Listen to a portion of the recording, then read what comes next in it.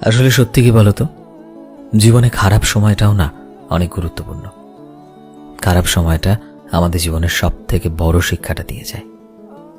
যেভাবে রাতের অন্ধকার না পেরোলে সকালের সূর্যের মিথ্যে ঝলমলে আলো দেখা যায় না, তেমনি খারাপ সময় না থাকলে জীবনে ভালো সময়টার গুরুত্ব বোঝা যায় না।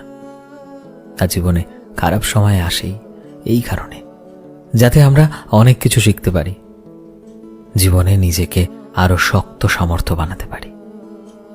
ভগবান আমাদের জীবনে খারাপ সময় আনে এটা দেখার জন্যই যে এই কঠিন জীবনে আমরা নিজেকে কতটা শক্ত করতে পারি।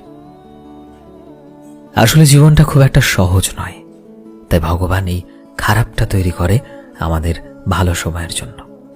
এই খারাপ সময়টা তোমাকে মানুষ চিনতে শেখাবে, আর শেখাবে কিভাবে জীবনে কঠিন সময়েও ভেঙে না পড়ে বরং শক্ত হতে হয়, হাসতে হাসতে ভালো সময় তৈরি করতে হয়। বুঝলে?